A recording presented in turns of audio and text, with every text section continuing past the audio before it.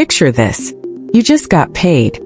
Maybe it's your salary, maybe a bonus, maybe you finally saved up a few $1,000s.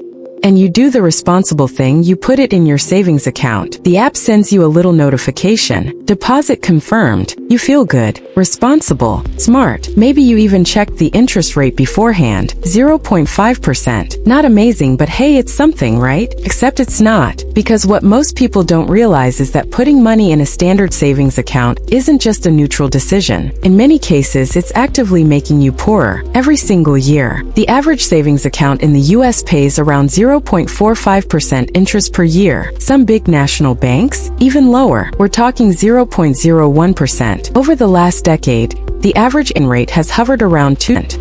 So let's do real. Let's say you have $10,000 sitting in a traditional savings account earning 0.5% interest. After 1 year, you've got $10,050, but inflation at 3.5% means the purchasing power of that $10,000 should have grown to about $10,350 just to stay even. You're not $50 richer. You're $300 poorer in real terms. Do that for 10 years? That $10,000 in purchasing power effectively drops to around $7,400. You lost over a quarter of your money's value while thinking you were being responsible. That's not saving. That's slow erosion. Now you might be thinking, okay, but I can see the number going up. 10,000 became 10,050. That's growth. And that's exactly the trap. Behavioral economists call this money illusion. We judge wealth by the number we see, not by what that number can actually buy. Banks know this. The entire design of a savings account is built around psychological comfort, the feeling of safety, of watching a number go up, of certainty. And certainty feels incredibly valuable, especially when the stock market is scaring everyone. Imagine you have a bucket of water. Every year, you add a small drizzle from a tap. But there's a hole in the bucket that drains it slightly faster than the drizzle fills it. You're adding water, you can see it, but the bucket is slowly getting emptier. That's your savings account. Drizzle in, inflation out. Net result, you're losing ground. I know what some of you are thinking. Yeah, but the stock market crashes. At least my savings are safe. I won't lose everything. Fair. And I'm not here to tell you to throw everything into volatile assets. But let's challenge the word safe. Safe from what exactly? Safe from a market dip? Sure, but not safe from inflation. Not safe from losing purchasing power. Not safe from the slow, invisible tax that erodes your money year after year. The truth is, there's no such thing as a risk-free financial decision. Doing nothing is a decision, and it carries its own very real risk. The risk of inaction is just slower and quieter than the risk of investing. Doesn't feel scary.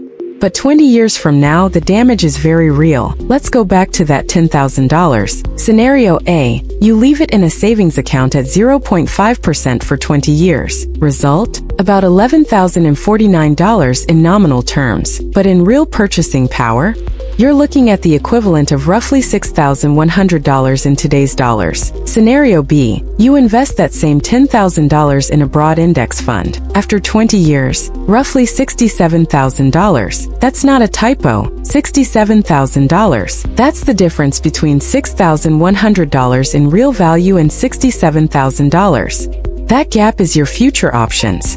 Whether you retire at 65 or 55.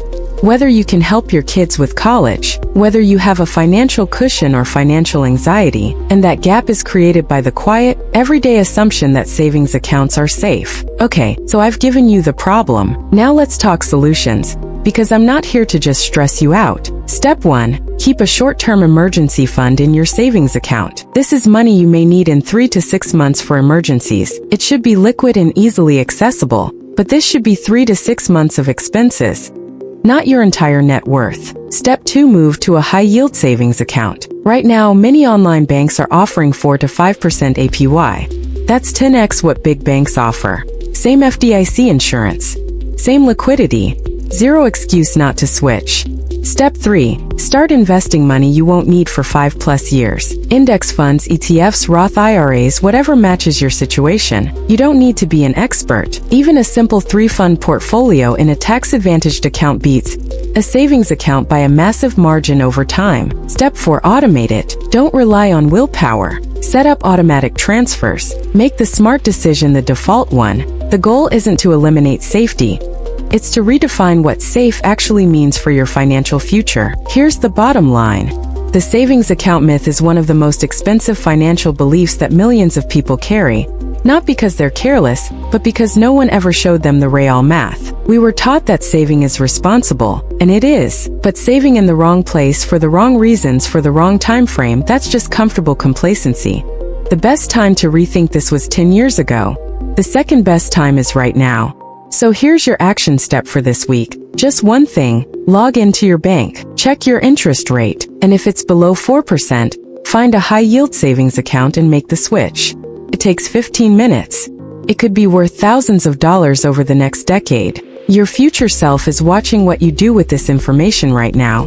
If this video changed how you think about money, share it with someone who still thinks their savings account is working for them. And subscribe, because every week we break down the financial moves that actually matter. See you in the next one.